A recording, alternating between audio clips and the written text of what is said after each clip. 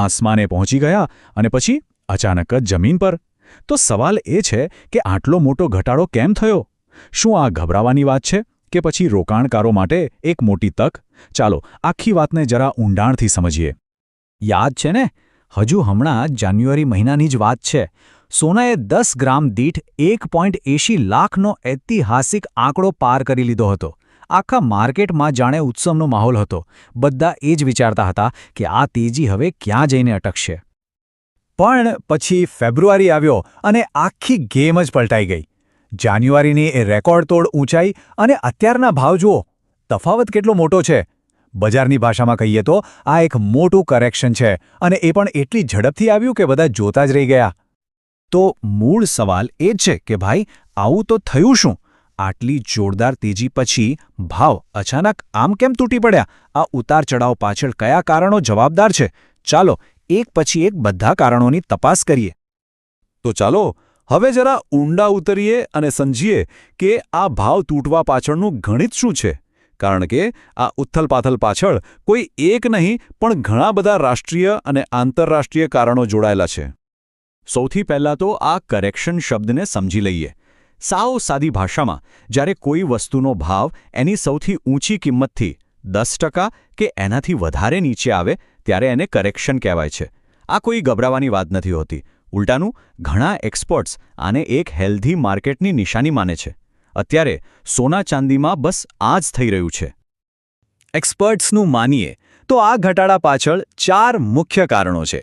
પહેલું છે વૈશ્વિક નીતિઓ, બીજું છે બજેટ અને પ્રોફિટ બુકિંગ, ત્રીજું છે ઘટતો જીઓપોલિટિકલ તણાવ અને ચોથું છે ચાંદીની ઔદ્યોગિક માંગ. ચાલો આ ચારેયને એક એક કરીને સમજીએ. પહેલું અને સૌથી મોટું કારણ આવે છે છેક અમેરિકાથી. ત્યાં ફેડરલ રિઝર્વના નવા વડા આવ્યા અને એના કારણે ડોલર મજબૂત થયો. હવે આ એક સિમ્પલ નિયમ છે. જ્યારે પણ ડોલર મજબૂત થાય ત્યારે સોના પર દબાણ વધે છે. કેમ? કારણ કે બીજા દેશો માટે સોનું ખરીદવું મોંઘું થઈ જાય છે.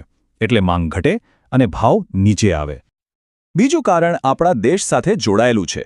બજેટ પહેલાં એવી અટકળો ચાલી રહી હતી કે સરકાર કદાચ ઇમ્પોર્ટ ડ્યુટીમાં ફેરફાર કરશે.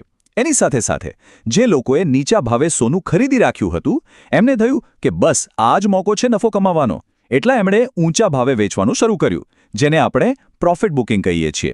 આનાથી માર્કેટમાં વેચવાલી વધી ગઈ અને ભાવ નીચે આવી ગયા. ત્રીજું કારણ છે દુનિયામાં શાંતિનો માહોલ.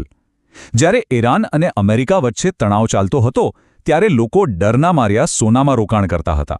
કેમ? કારણ કે સોનાને સૌથી સલામત રોકાણ માનવામાં આવે છે.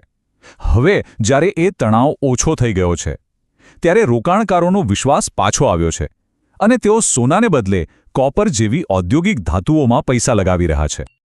ચલો કારણો તો આપણે સમજી લીધા, પણ હવે સૌથી મોટો અને અગત્યનો સવાલ કે આગળ શું? શું આ ઘટાડો હજુ ચાલુ રહેશે કે પછી અહીંથી માર્કેટ પાછું ઉપર જશે? ચાલો જોઈએ કે એક્સપર્ટ્સનું આ બાબતે શું કહેવું છે. અને અહીંયા છે ને આખી વાર્તામાં એક મસ્ત ટ્વિસ્ટ છે. આટલો બધો ઘટાડો થયો હોવા છતાં એક્સપર્ટ્સ લાંબા ગાળા માટે ખૂબ જ પોઝિટિવ છે. એમનું માનવું છે કે આવનારા 3 થી 6 મહિનામાં જ સોનું ફરીથી 1,85,000 રૂપિયા સુધી પહોંચી શકે છે. અને ચાંદી માટે તો એ લોકો અત્યંત તેજી એટલે કે એક્સ્ટ્રીમલી બુલિશ છે. એમનો અંદાજ છે કે ચાંદી 4,15,000 રૂપિયા સુધી પણ જઈ શકે છે. તો આ બધી માહિતીનો આપણા માટે શું મતલબ?